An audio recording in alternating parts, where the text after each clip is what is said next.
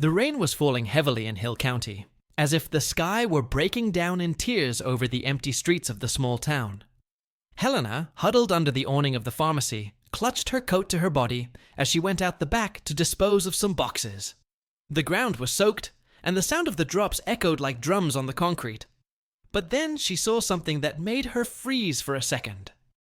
On the other side of the street, amidst puddles and impatient honking, a dog staggered on the sidewalk. Its wet fur clung to its thin body. Its paws were shaking, and one of its hind legs looked injured. It tried to cross hesitantly, but no one stopped. No car slowed down. Not a soul looked away. A driver shouted as he saw it advancing, "You'll end up getting hurt! That's not your problem!" But for her, it was over. Helena ran, feeling the cold water soak her sneakers and rise up her shins.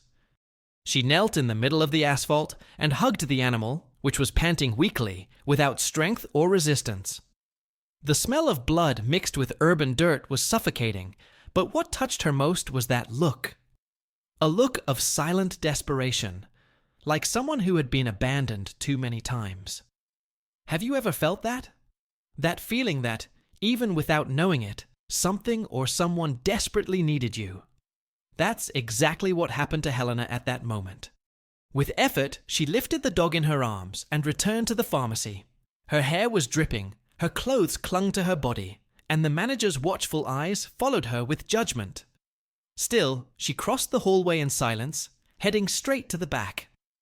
There, among empty boxes and brooms, she improvised a shelter with what she had: a few towels, an old blanket, and a bowl of water. The dog whimpered softly, but his eyes began to close. For the first time, perhaps in a long time, he felt safe. Helena cleaned the wounds with what she found on the first aid shelf.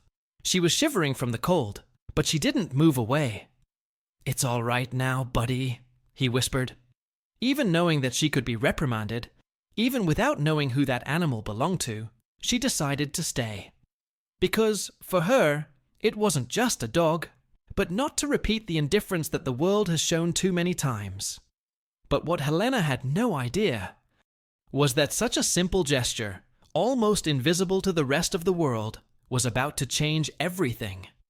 She didn't know that this wounded creature was not just a lost dog, and that, at that very moment, someone much more powerful and lonely felt her absence as an unbearable pain. Stay with me, because what happens after this rainy night will surprise you. The truth is that that dog carried a story, and the owner who would come looking for him.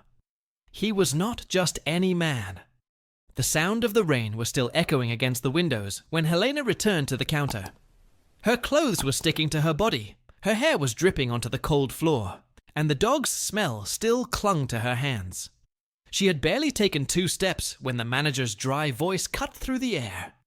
"You disappeared in the middle of work to take care of a stray dog." There was no concern. There was no empathy, just a tone of accusation mixed with contempt. The other attendants looked at each other, exchanging evil smiles. One of them even made a low comment, enough for Helena to hear. "It wasn't enough to be the good girl in the store. Now she wants to be an animal heroine too." But Helena didn't answer. Silence at that moment was the only shield she had. And even so, the shield didn't stop the words from cutting her inside. He wiped the water off with his sleeves and tried to get back to the service, but his heart was no longer there.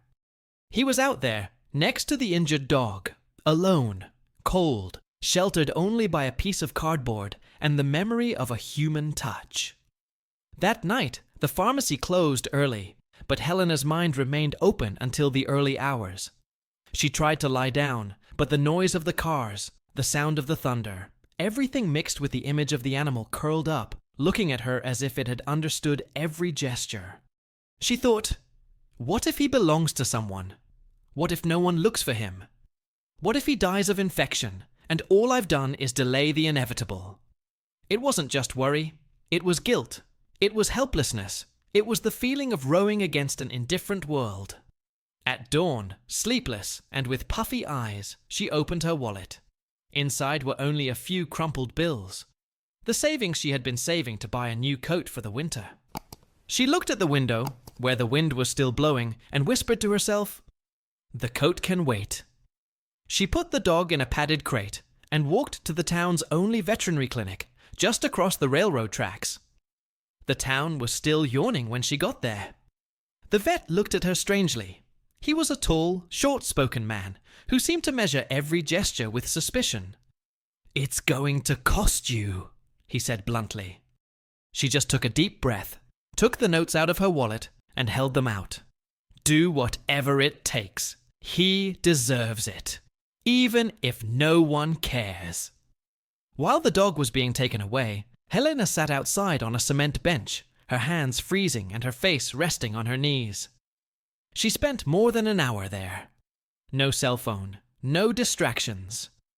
She just felt the wind blow and thought about how the world treated suffering so quickly. But there, in that lonely moment, there was something moving in the unseen. A distant presence, a gaze that she couldn't see, but that accompanied her. Because what Helena didn't know is that her gesture, apparently small, had already crossed the walls of that city. And on the other side of the square, in an old house that almost no one noticed, a silent pain was awakened by the absence of a four-legged friend. Meanwhile, life at the pharmacy went on. But not for Helena. The next day, the manager called her to the back. "One more disappearance, and you can look elsewhere."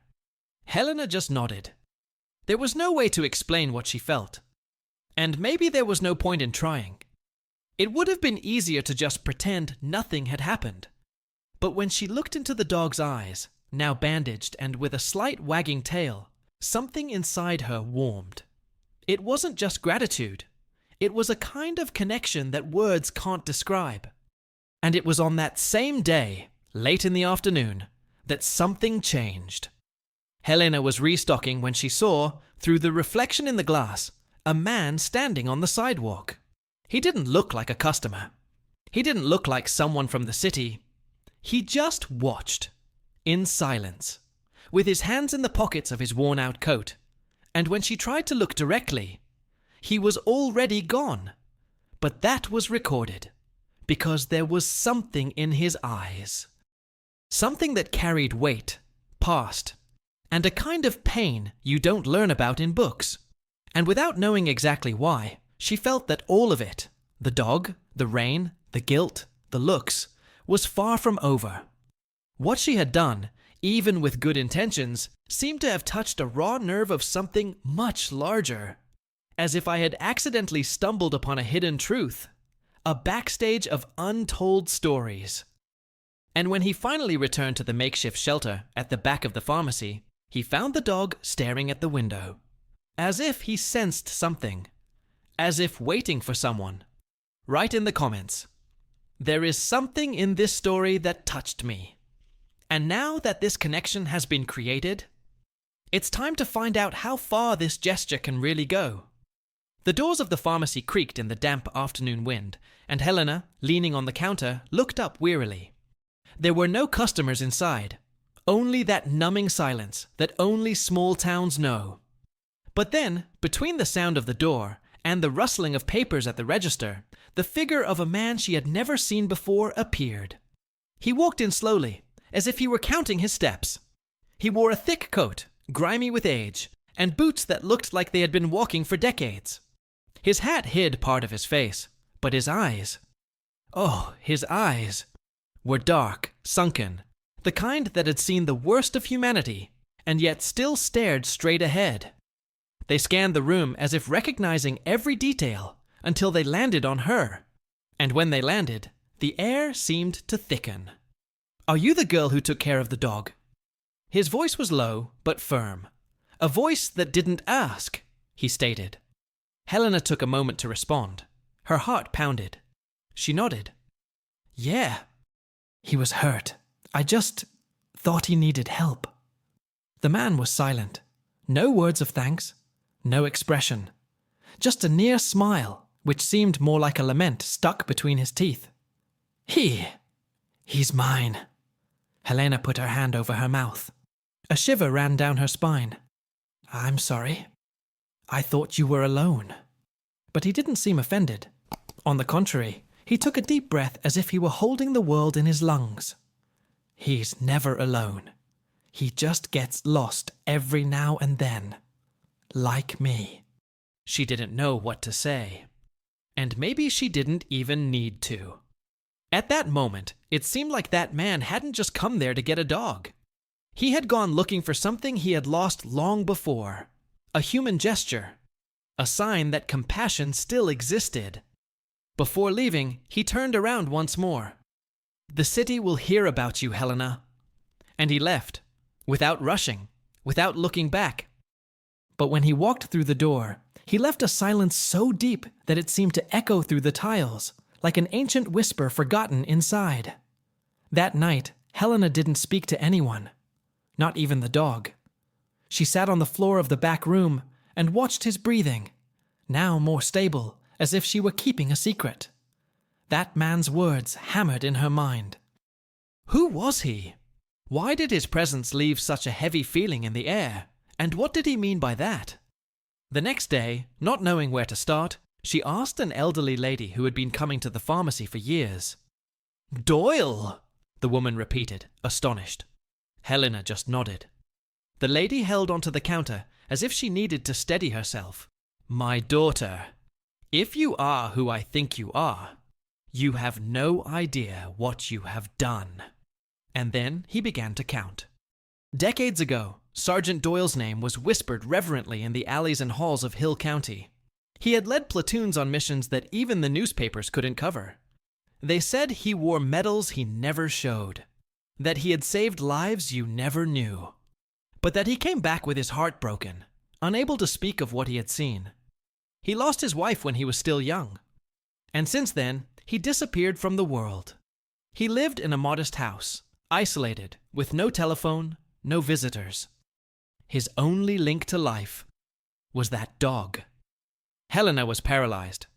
The pieces began to fall into place, as if in a silent revelation. The dog's gaze. The man's silence. The phrase left before leaving. She hadn't just helped an animal. She had touched an invisible thread that connected memories, grief, and hope. But anyone who thought this would bring immediate recognition was mistaken. The next day, the pharmacy manager called her again. "And what about this story you've been spreading around?" She didn't even have time to respond. People like that just want to show off. Do you think you'll gain anything by helping a crazy old man and a street dog? This time it hurt more. Not because of the words, but because of the certainty that he would never understand. Because certain truths do not fit in small hearts. Helena left early that day. He went straight to the vet's house. I wanted to know if Doyle had left a message, if he had said anything else, but the receptionist just shook her head. He just asked to say thank you. On the way home, the city seemed colder. The dog was sleeping, curled up on the blanket, but his eyes slowly opened as she approached. And in that look, there was something different. As if he knew the storm hadn't passed yet. That morning, the rain returned. And with it, the premonition that what was to come would change everything.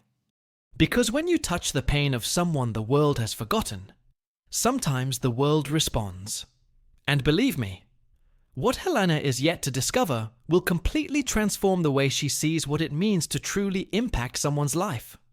The next morning came with an eerie silence. It wasn't the kind of silence that came from the still sleeping streets or the wind blowing through the windows.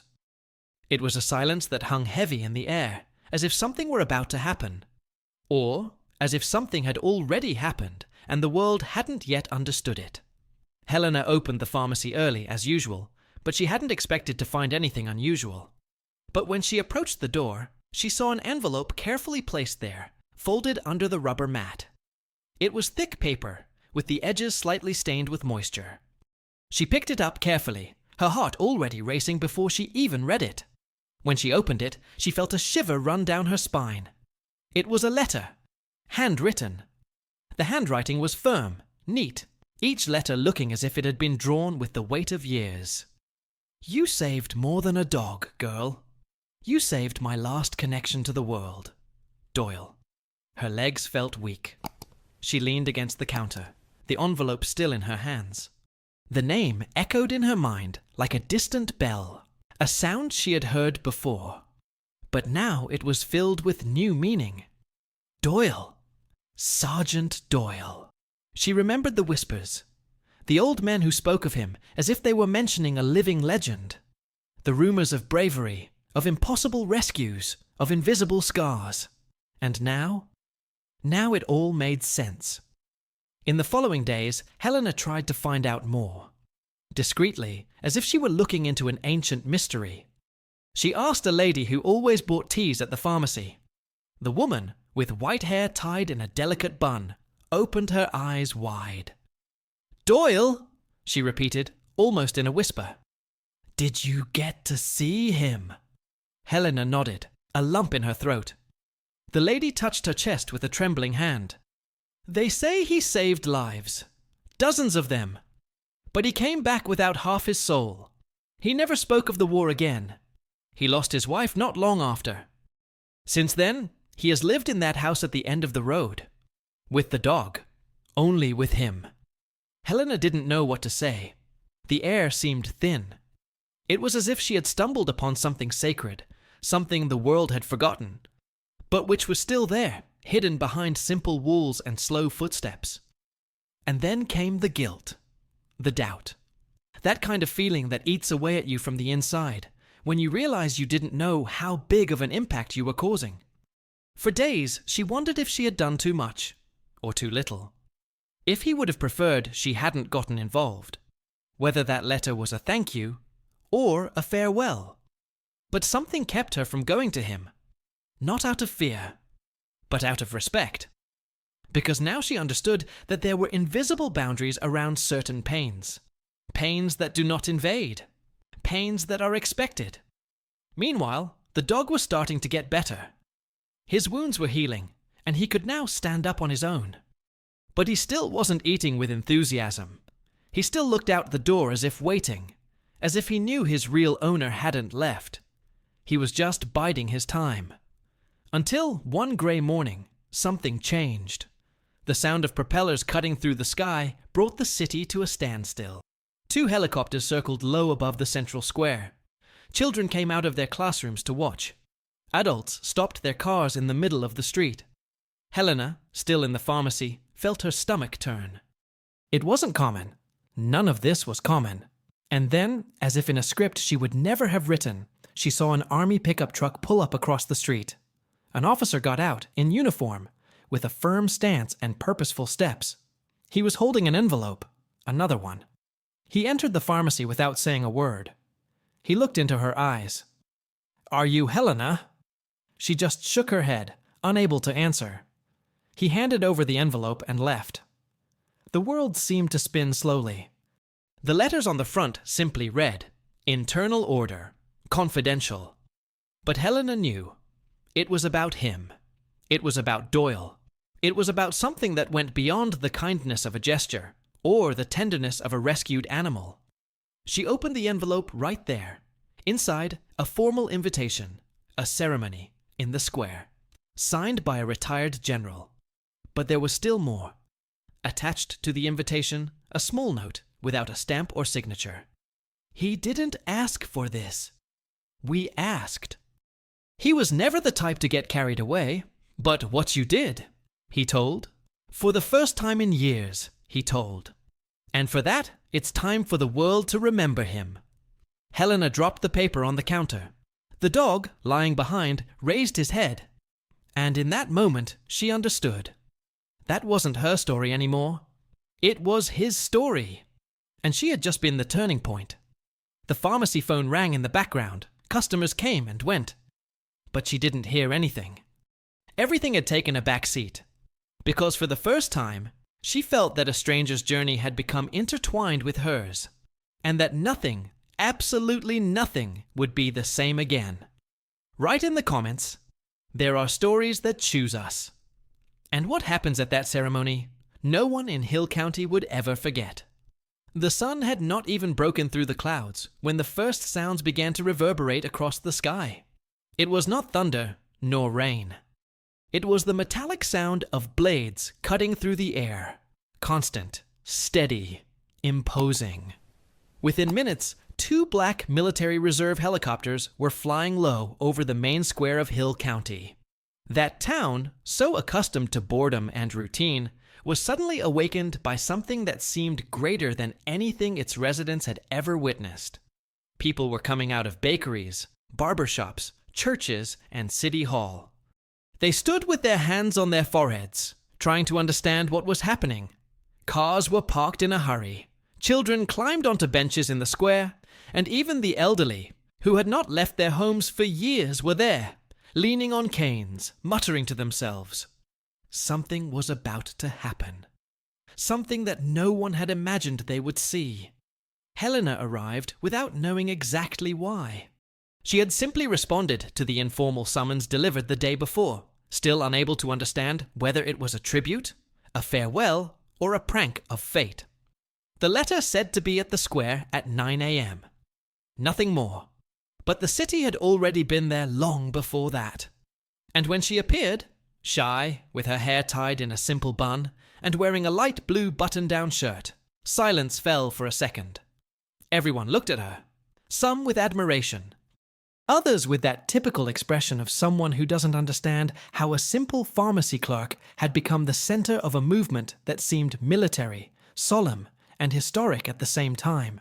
On the makeshift platform in front of the statue of the city's founder, an officer stood with a bundle of leaves in his hands. His uniform gleamed in the pale sun. He stood with his feet firm and his eyes turned to the people. And then he began to speak. Today, we are not here to celebrate a feat of war. Today, we recognize something we often forget. Bravery off the battlefield, courage in times of peace, and empathy in times of cold. The words hung in the air like well-aimed arrows. Helena, in the middle of the crowd, felt her face flush. She had her hands crossed in front of her body, trying to hide the tremor. But the next sentence made her freeze. We called Helena to the center of the square. The murmurs began. Someone asked, "Is that the girl from the drugstore?" Another said, "She was the one who saved the sergeant's dog." And like a slow-motion movie, everyone made way. She hesitated. Her feet seemed glued to the ground. And then she saw it. In the middle of the crowd, next to the dry, rusty fountain, was Doyle.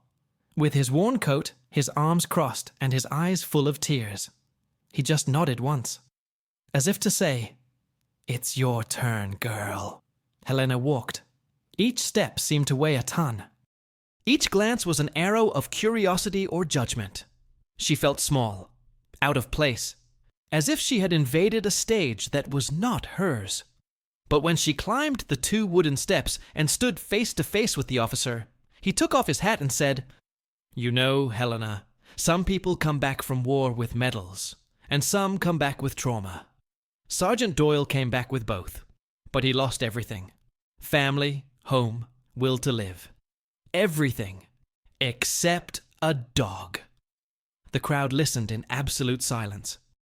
And when that dog disappeared, he was ready to give up.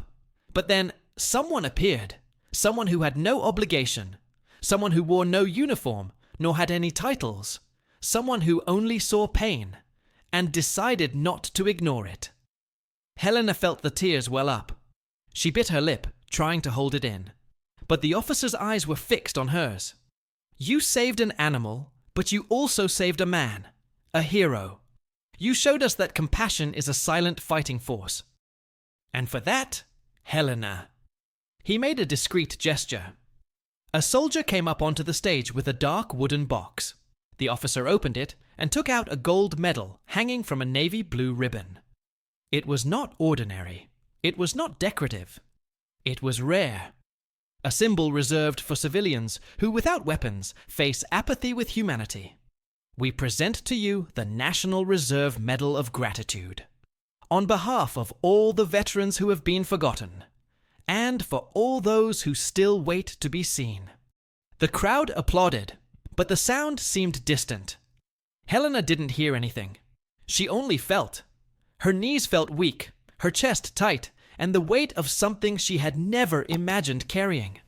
This wasn't a reward. It was recognition. And in a way, a healed wound for someone who, until then, had only known scars. She looked back at the crowd. Doyle had approached.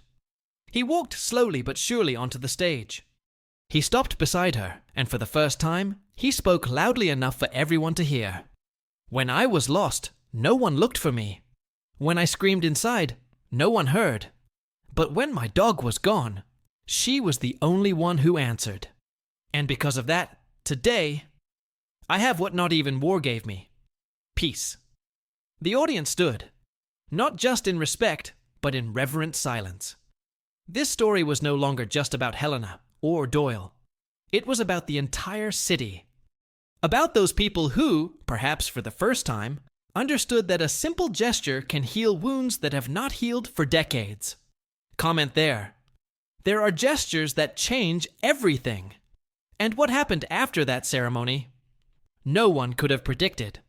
The square was still vibrating with applause when Helena, astonished, held the medal as if trying to understand if all of that was really real. The applause echoed like waves in her chest, but time seemed to stand still. The tears that flowed silently did not come from vanity or pride. They came from a deeper place, from someone who had spent so much time believing that they were unimportant, and now saw that even the simplest acts can shake someone's story. Doyle stood beside her, his shoulders slightly hunched, but his eyes more alive than ever. When he embraced her there, in front of everyone, there was no audience, no uniform, no solemnity that mattered anymore. In that moment, he was not the decorated sergeant, nor she the pharmacy clerk. They were two souls who, for an instant, recognized each other. What had been broken in his past found space to breathe in her unpretentious gesture. But the silence that followed the applause was even louder. It was the kind of silence that precedes something great. And Helena realized this when she saw the major, still on the stage, make a signal to the officers in the background. 3 of them made their way through the crowd, and carrying a kind of folded banner, slowly climbed the wooden steps. Doyle's gaze changed. His expression hardened for a second. Then it softened, as if he understood. This wasn't in the invitation, or in the protocols. It was personal. The banner was handed to the sergeant. He hesitated before undoing it, but when he did, everyone saw it. It was his unit's original insignia, the same one he had kept hidden for decades, out of sight, out of collective memory. A symbol of honor, loyalty, loss, and survival.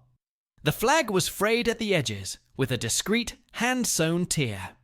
And in the bottom corner, his name, Sergeant Doyle W. Langston. He looked at Helena, his hands shaking, and said hoarsely, "This flag has been with me to places not even the heavens would dare visit. And it belongs to you." Helena took a step back, startled. "But I can't." Doyle interrupted her with a calm gesture.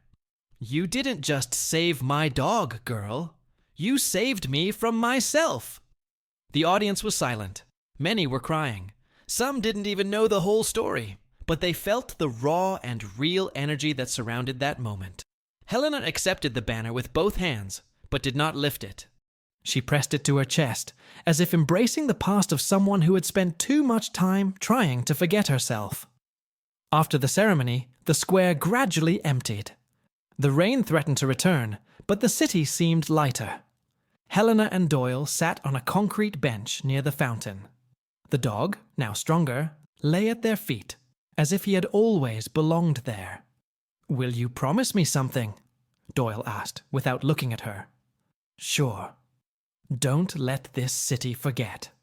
She turned her face, surprised. "Forget what?" He took a deep breath.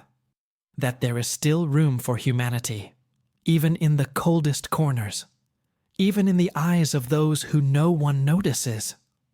The words weighed like lead, and at the same time, they were like a call, a reminder. Helena didn't know what she would do from then on, but something inside her had changed. Her mentality, her way of looking, of noticing the little things. It was as if that man's silent journey had lit a flame in her, the desire to do more, to do things differently. A few days later, the pharmacy hired a new employee. Helena had resigned without warning. It wasn't an impulse. It was a decision. She knew she could no longer live among the shelves, selling medicine, while carrying a truth that needed to touch other hearts. And it didn't take long for a new rumor to circulate through the city streets. The girl with the medal was now visiting forgotten veterans, taking donations, listening to stories. She had created a small project, without a name, without a sign, just with a presence. Meanwhile, Doyle remained in his simple house, now with the dog by his side and the picture of his wife on the bookshelf. But every afternoon, at 5 o'clock sharp, he would go out and sit on the porch, waiting for someone. Sometimes it was Helena. Sometimes it was a stranger she had sent. People who needed to listen, and others who needed to be listened to. A cycle had begun, and all because of a gesture that, at first, seemed too small to be noticed. Right there. Don't underestimate the power of a simple act. And even though no one noticed that day, the last letter had not yet been delivered. The sky was gray that morning, but it wasn't the same gray as before. There was a glow hidden behind the clouds, as if the weather had changed inside. Helena crossed the base gate with hesitant steps, not sure what awaited her. The wind blew slowly, bringing a faint smell of wet earth, and everything there seemed charged with silence and meaning. A soldier led her through the courtyard, without saying much. He simply pointed to a double door, where she should enter. As she walked down that hallway, she saw men and women lined up in chairs, talking in low voices. They were veterans. Some wore old uniforms, others had exposed scars, and still others had wounds that could not be seen. And then, as if in a reflection of a memory she had never had, Helena understood. That place was not a barracks. It was a shelter of forgotten stories. Each person she met in that room carried a whole life in their eyes. Stories that don't fit into headlines, medals, or memorials. Stories that bled, that trembled, that resisted. And everyone wanted to meet her. The girl who had stopped the city. The girl who, with a simple gesture, rekindled a dead flame in Doyle. And, without knowing it, rekindled something in all of them. Doyle arrived a few minutes later. He entered slowly, but with his spine straight. The dog was beside him, already strong, clean, with a blue scarf tied around his neck as if he knew he was also part of it all. As he approached, Doyle didn't say much. He just extended his hand and held hers firmly. And then, in front of everyone, he took a small leather case, worn by time, from his pocket. When he opened it, he revealed an ancient insignia, the symbol of the unit he had led in the war. It was slightly scratched, but intact. "This has been with me on every mission, every time I thought I wouldn't come back." He took a deep breath. "It's not just a piece of metal, it's trust, and you honored that." Helena couldn't speak. She could only feel. This wasn't a gift, it was a transfer. An acknowledgement, a new responsibility that didn't fit into a frame or a uniform. She walked home in silence, as if carrying something she still can't explain. The box with the badge was in her hands, pressed against her chest. The city passed slowly by the bus window, and it seemed different, more awake, more alive. As she got out, the rain was already starting to fall lightly. Helena didn't run. She walked calmly through the wet streets to the pharmacy. But this time, she didn't go in through the front door. She went around to the back and sat down on the cement floor where, a few days ago, she had welcomed that dog for the first time. There he was again, lying outside the door, curled up but calm. And when he saw her, he wagged his tail once, as if he recognized not only her face, but her soul. That night, Helena didn't sleep. She sat on the couch for hours, staring at the badge in the dim light of the lamp. She thought about the stories she had heard, about the tired eyes, the choked voices, the shaking hands. She thought about how all of this was on the edge of the city, on the edge of the world. It was then that she made a decision. Unspoken, unplanned, but felt. She knew she could no longer go back to her old life, not after this, not after seeing what she saw, not after understanding what it truly meant to belong. The next day, Helena woke up before the sun. She made coffee, put on the dog's blue scarf, and went out with him into the street. She knocked on the door of one house, then another, and in each one, she left something. A handwritten note. A simple, direct invitation, without promises. Come tell your story. Someone is listening now. It was the beginning of something new, something that perhaps didn't even have a name yet, but it already had a purpose. It already had truth. It already had a meaning so clear that it didn't need explanations. And whoever saw Helena walking on that grey morning along the wet sidewalk would never have imagined it. They would never have imagined that there was someone there who had changed her own destiny with a simple decision. To stop. To help. To stay. Even when the world told her to ignore it. Comment there. It all starts when someone decides not to turn their face away. And what started there was just beginning. If you've made it this far, perhaps something in this story has touched your heart as well. Maybe you also believe that small gestures can change destinies, or that listening carefully, in silence, can be a type of courage that the world is forgetting. If this video made sense to you, if this journey between Helena, Doyle, and the dog awakened something inside you, leave a comment saying, "I saw the value in it." It's a simple way to show that you were here until the end, and that the connection was worth it. If you can, please leave a like. Not only because it helps the video, but because it helps keep alive this real exchange that we have built throughout this story.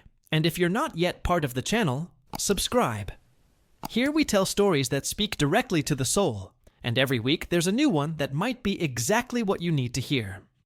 There's a video here that complements all of this in a special way. Click and continue with me there. The next story is already waiting for you.